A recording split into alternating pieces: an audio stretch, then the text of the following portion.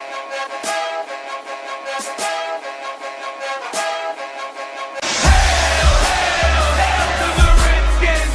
you feel this passion? It's amazing. Hail, hail, hail to the Redskins. Crowds roar, horns blow, see the fire blazing. Hail, hail, hail to...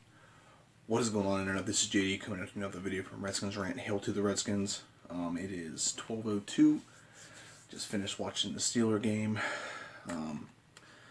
First off, I want to say like, share, and subscribe, and follow me on Twitter, Redskins Ranter. I was ranting a lot today. Some good rants, some bad rants. Without further ado, I want to talk about the game. I'm going to get some things out of the way. So, Adrian Peterson was not active for this game. And the outcry and bitching and moaning from our fan base about a player who barely got 1,000 yards last year, sitting, who is 30-some years old, who is not part of our future, is fucking baloney. Everyone and their mother blames him not playing on this loss.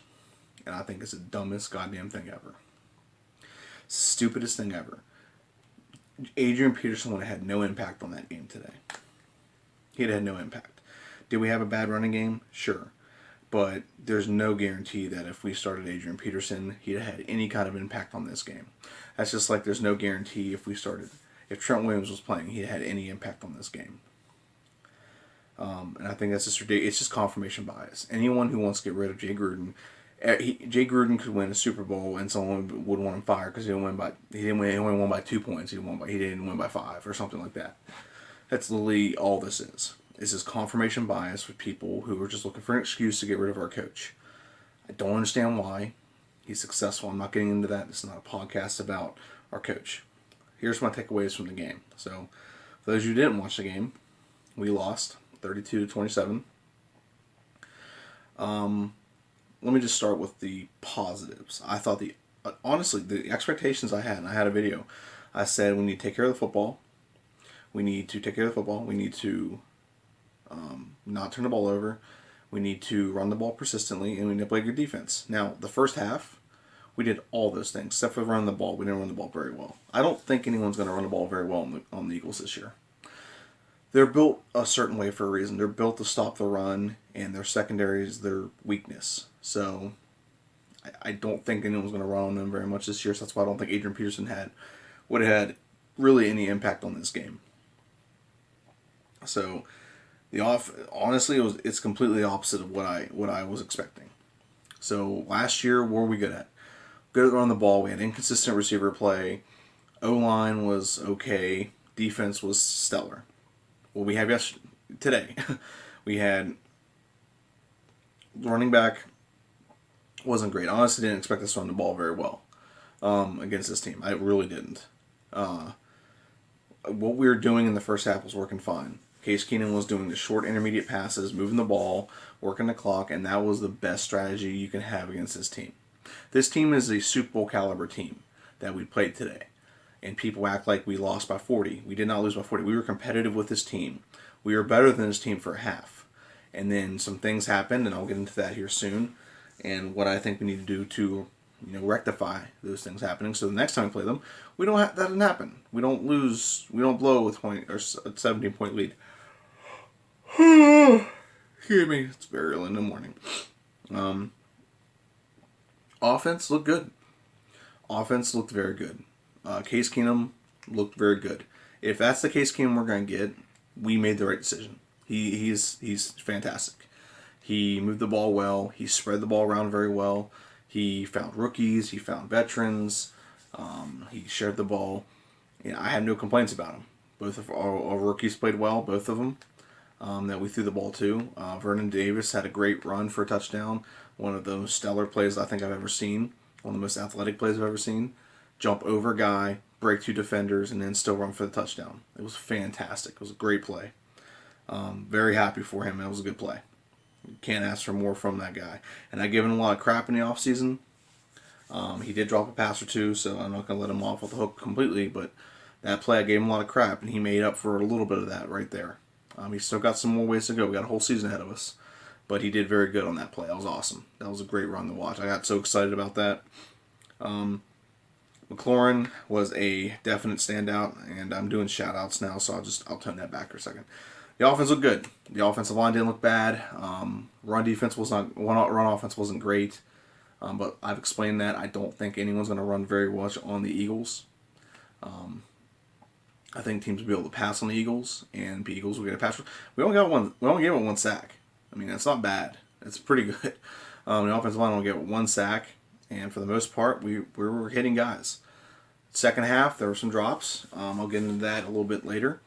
But the first half, I'll talk about the first half first. The offense looked very stellar and looked pretty good. Moving the ball, finding open people, doing checkdowns. We hit McLaurin on some deep ones. We had a mixture of just about everything in the passing game. We got to get the running game turned around. Now, whether that's the offensive line is not good at running, I don't know. I thought that would actually be our strength. But we'll see. This is a Super Bowl caliber defense. Not so much the secondary part, but the running part. So, again, I don't think Adrian Peterson would have had any difference on this game. I really don't. Defense. For a half, we looked good. We looked as good as advertised. Well, we got until like the last possession we had. What killed us, and this is the number one thing that killed us, and I have a area down here where I give blame, is the defense could not get off the field on third downs. They could not. 3 of their touchdowns came on third downs. One was a 3rd and 10, 51-yard bomb. Another one was a 3rd and 10, 61-yard bomb. The other one was 3rd and goal and like a 6-yard touchdown pass. So third downs killed us. And there's other plays where it was like a 1st and 20, they convert. 3rd and 15, they convert. Just could not get off the field. And that's going to go, we can chalk that up to either one of two things. Either players didn't execute, which I think some of that might be the case, but I can also chalk that up to another one. We didn't have one sack today. I think we might have had one, but it didn't qualify as a sack because we tackled him. He fell to the offensive line, like where the line of scrimmage was, so it didn't count. But I think Montez Sweat technically got to him, or Jonathan Allen, one of those two, got to him. It just he fell on like on the line of scrimmage, so it didn't count as one.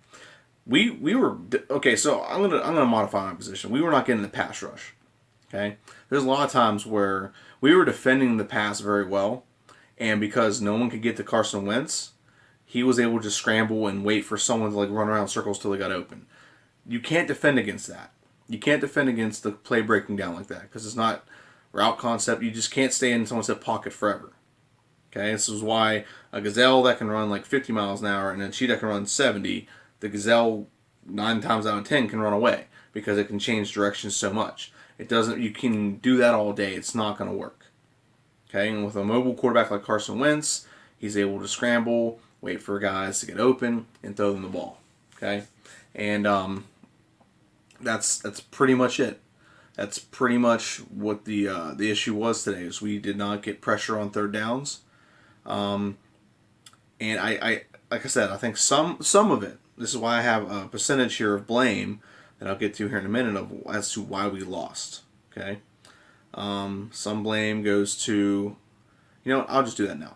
So here's the blame I give out. 5% of the blame goes to Jay Gruden. At some point, the defense is just bleeding out, and you need to go over to the defense and talk to them. You need to go over and do something to get that defense to get their ass in gear and do their job. They could not stop a third down conversion. And I heard the excuse online. I've been in so many chat groups the last 4 or 5 hours. I've heard so many excuses online that this is all the offense's fault. That the reason we lost. We blew a 20-point lead and it's an offense's fault. How do you blow a 20-point lead and it's the offense's fault? How does the defense give up 25 straight points? Give up 32 points, 25 in the second half. Third down conversions is 11 of 17. How do you give up 65% third down conversions and somehow that's the offense's fault? I was arguing with a guy on this group chat, and he's like, "Oh, the offense has one possession where they can like convert some first downs. Our defense isn't worn out." Okay, that's a fine argument if you want to make that. The problem was defense wasn't worn out when they gave up the first 51-yard touchdown. Okay, they weren't worn out for that one. The offense was moving just perfectly fine with that, so there's no excuse on that one. The second touchdown that they got at the start of the second half, defense wasn't worn out on that one either. So you have two blown plays you don't have the excuse of being worn out.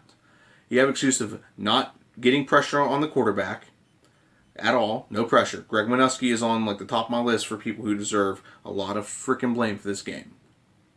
Okay, you had no pressure on the quarterback, and we didn't cover deep, and Deshaun Jackson got behind our defense twice. That's 2 touchdowns. That's the game right there. Those 2 plays are the game. If we stop the first touchdown pass they got, they'd have been 3rd and 10. It'd have been 4th and 10, and they would have punted. They're not going to go try for a 10-yard. They'd have punted, or maybe try for a long field goal. We go into the half up 17 or 20-0 or 24-0 because we got the ball with good field position at that point, and we wouldn't have to take a kickoff. So I don't see where someone's getting that opinion that it's the offense's fault. This isn't typically what it is because everyone wants confirmation bias. Here's the fun thing about fans of the Washington Redskins, and some fans are not logical in any sense of way. They have an opinion. They want that opinion to be reinforced, so they find ways to skew what happens and skew data and skew things to fit that little narrative. The narrative is a lot of fans want Jay Gruden fired. I don't know why they want him fired. Honestly, I really don't know why. Just like a lot of fans want Jay Gruden fired, so he sat Adrian Peterson, better fire Jay Gruden. Oh, he didn't start Haskins, better fire Jay Gruden. Obviously, he made the right decision on both of those accounts. Okay, I said this in a video back in May or April, one of those two. Adrian Peterson is going to be a problem. He's going to bitch and complain when he doesn't get the ball, and I think Jay Gruden was making that very clear to him by not having him active in this game. And I'm very confident in that he was making a point saying, hey, you're not the guy anymore. This is the guy. Okay, we got to get him acclimated. Okay, we can't spend all year trying to keep you happy and lose out on developing this guy. So that's why he honestly wanted to cut him, and I don't blame him. I wouldn't have cut Adrian Peterson personally, but this is the problem he's going to have all season. He's going to have Adrian Peterson being issues, and he's probably going to have to sit him a couple games. It's just the way it is. Okay, it has nothing to do with him sitting. Has no impact on the game. Could he have had like 1 or 2 more runs? Sure, he could have. But the way the offensive line was not blocking very well, and the way the defense for the Eagles was playing, Adrian Peterson wouldn't have done anything better with those carries. Not much better at all. Maybe 10 more yards, if that. Okay? That's back to what I was saying. So yeah, 3rd down conversions, man. And it's not the offense's fault if the defense can't get off the field the first 5 minutes of the second half. Okay? It's also not the defense's fault or offense's fault if the defense can't get off the field on 3rd downs. Literally, someone said to me, oh, they spent too much time on the field. Yeah, because they can't get off the field.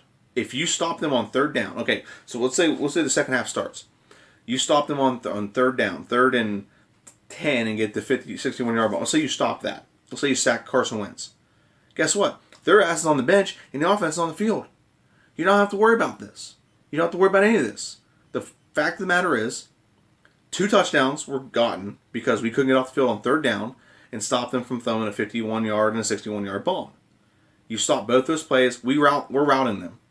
We'd have shut them out in the first half, and we probably would have a completely different discussion that the Redskins fans are having right now.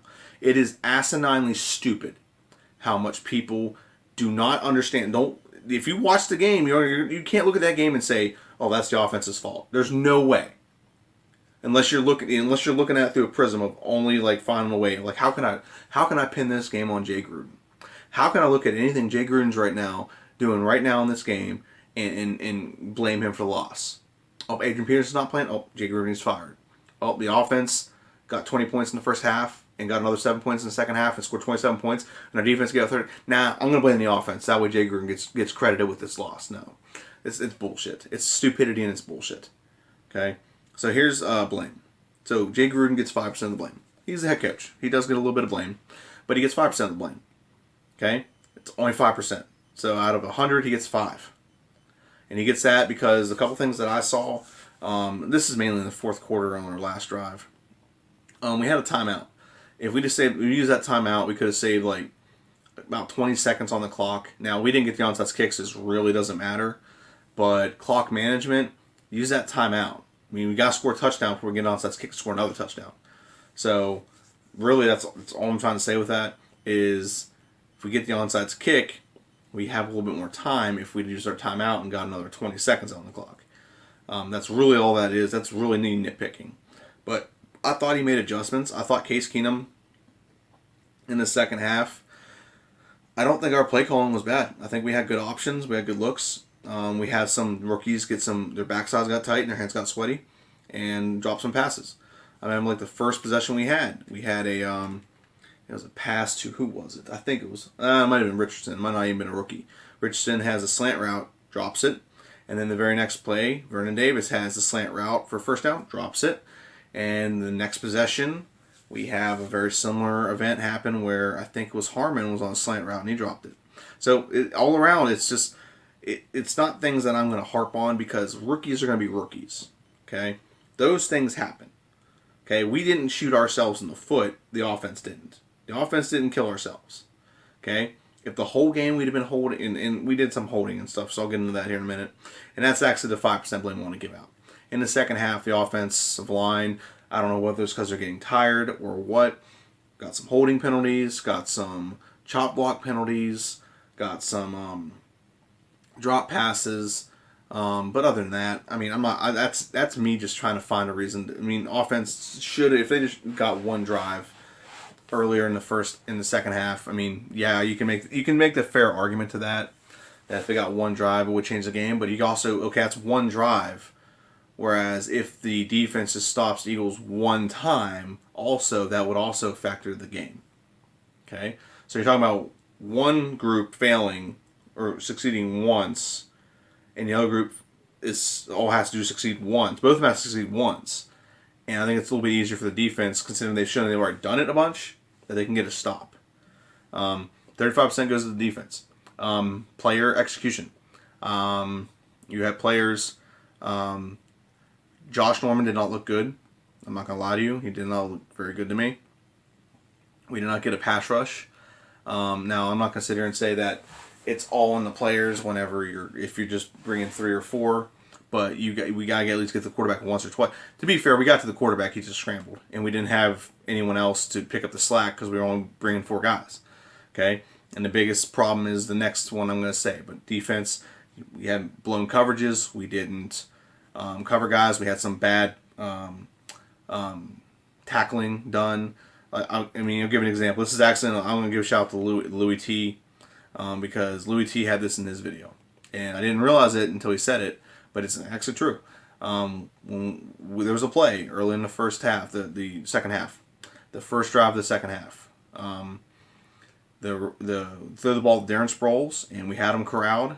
And if we just tackled him where we had him, it'd been 4th and 4, and then the Eagles going to punt. But instead, he was able to break a tackle and get another 2 yards or 3 yards and get it 4th and inches. And the Eagles went for it. And that resulted in us getting a touchdown. That's what I mean by I can't get off the field. Can't convert on third downs. Can't stop third down conversions. So the defense, that's one issue. And then on the 2-point conversion, didn't tackle well. Didn't wrap up. So that's another thing. Other than that, I do have some shout-outs, but I'll get to that here in a minute for some players. Greg Minuski is 55% of the reason we lost. He's more than half the reason we lost. He did not do a good job coaching this game. In fact, I wouldn't be opposed to him getting fired after this game. He brought 0 pressure on Carson Wentz. 3rd and 15, and you're dropping everyone back and giving them time to let someone get deep and get behind our defense. That's just fucking stupid. Pardon my French, that's really stupid. That's really goddamn stupid. Bring the house, make Carson make a quick throw so we can corral him and get him on 4th and 10 or 4th and 7 or something, and then they punt the ball. That's what you do. That's what smart defenders do, or defensive coordinators do. Fire him right now. Go out and get Rex Ryan right now. Seriously, Rex Ryan will bring all the heat in the world. He will straight up bring all the heat. But if Minuski honestly, I don't understand why he didn't bring any heat.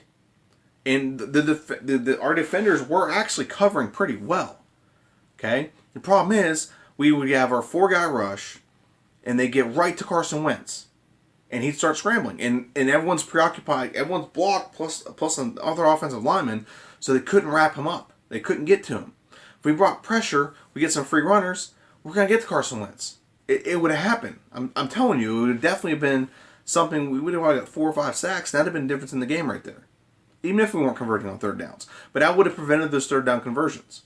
It all ties back to the Minuski and his unwillingness to, one, it looked like sometimes the scheming was just, like, the defensive play that we called wasn't communicated very well.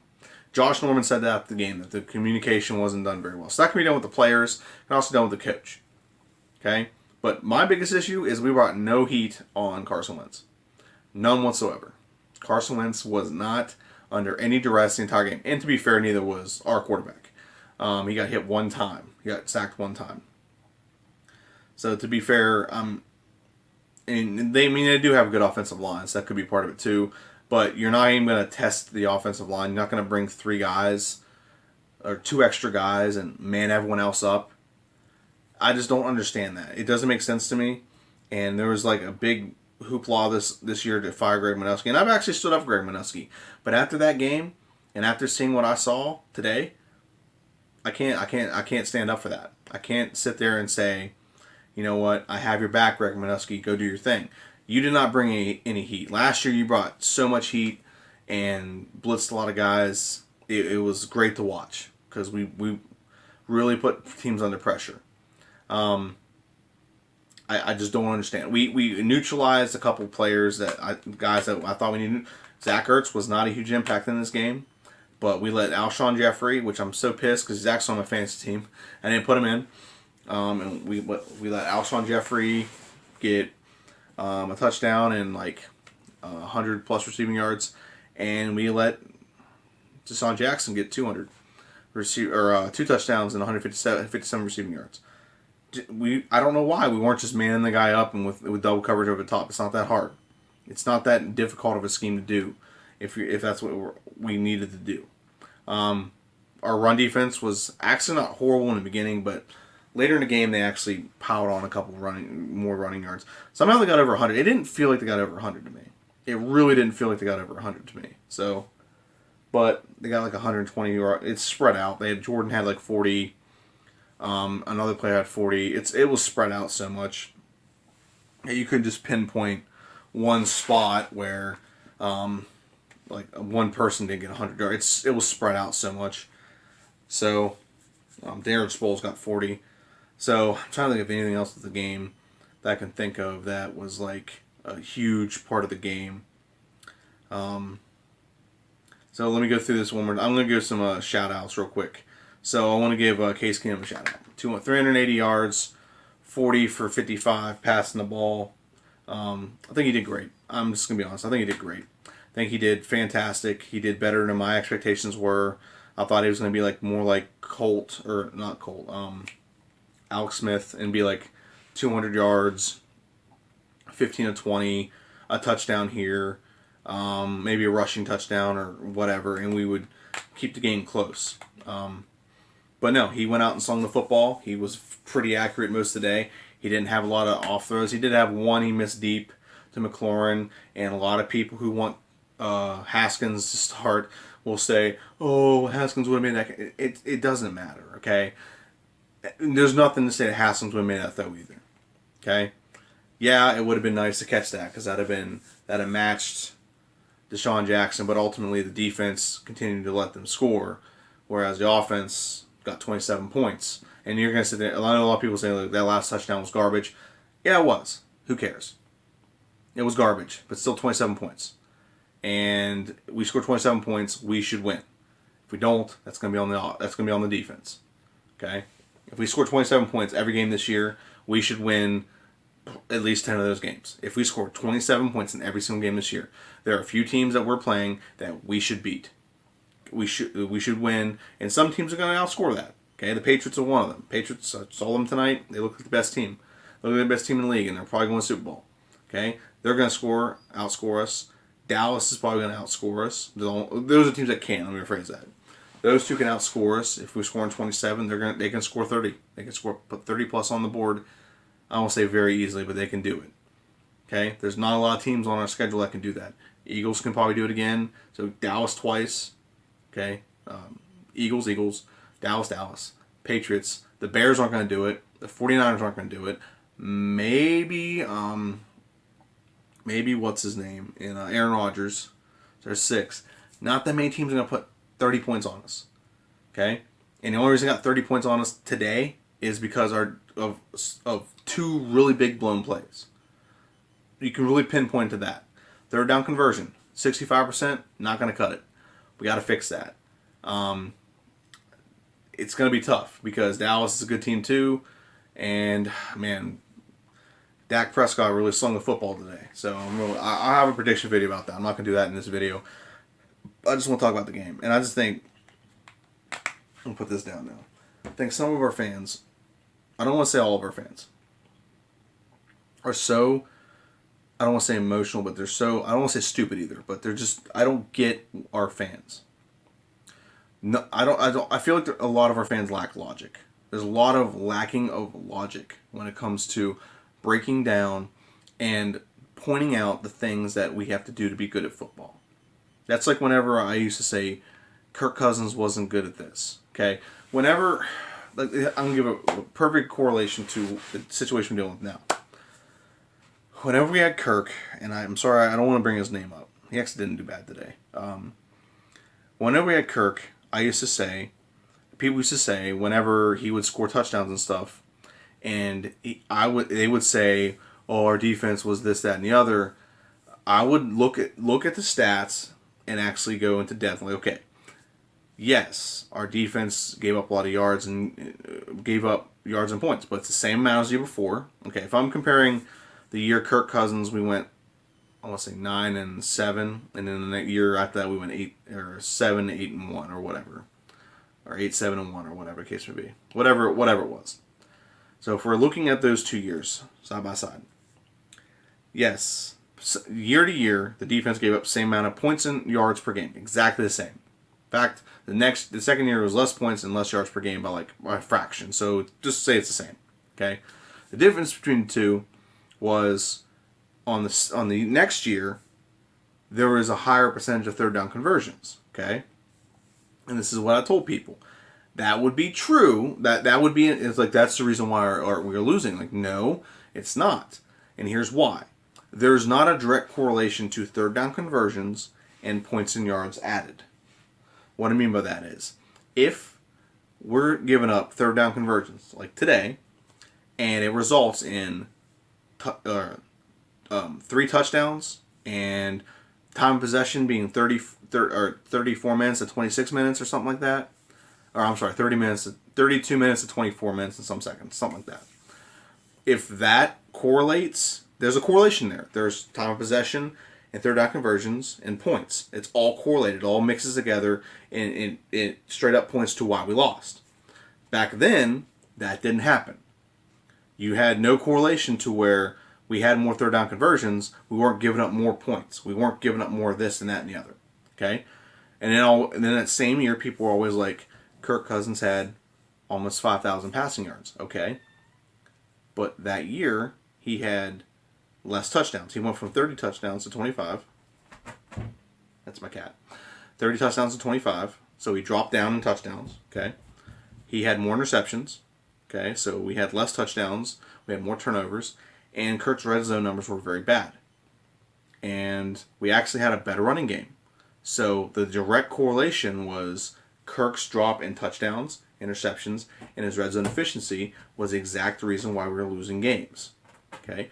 There's a direct correlation in the game we had today that Case Keenum's, the way he played, didn't have a bad influence on the outcome of the game. He had 27 points. Okay?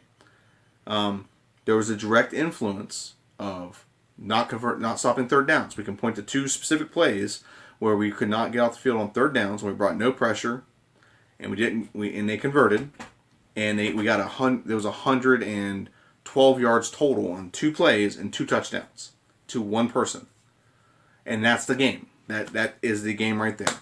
And on other third downs, even after that, we weren't getting pressure to try to get off the field. It was a snowball effect.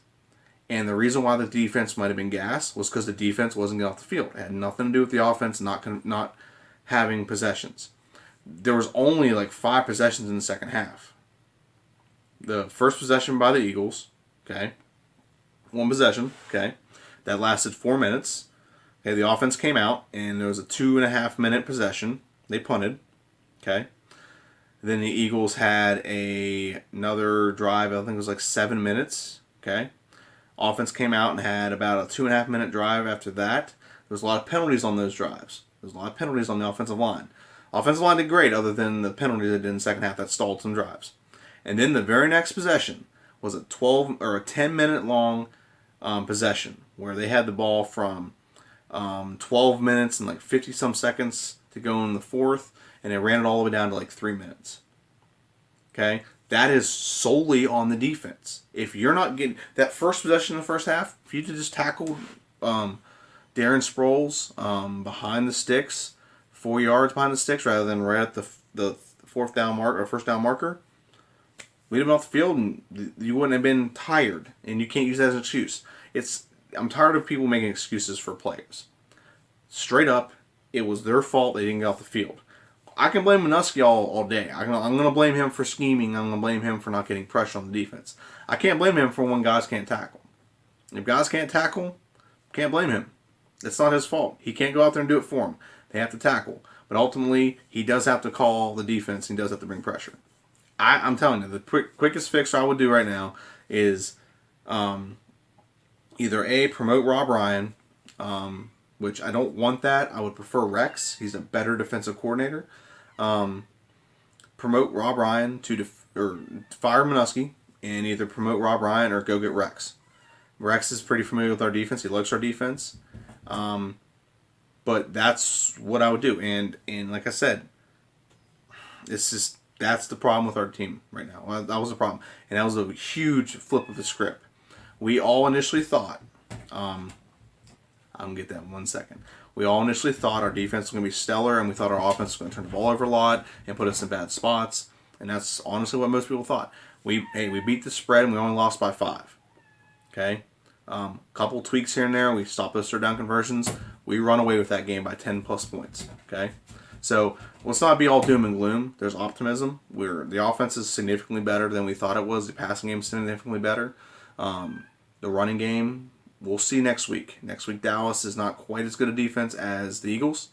They did just give up, I think it was like 100 and some yards to Saquon Barkley. So we'll see what guys can do. And I think we have a better offensive line than the Giants. But that's my video. Like, share, and subscribe. Follow me on Twitter, Redskins Ranter. Hail to the Redskins. Have a good evening. Peace.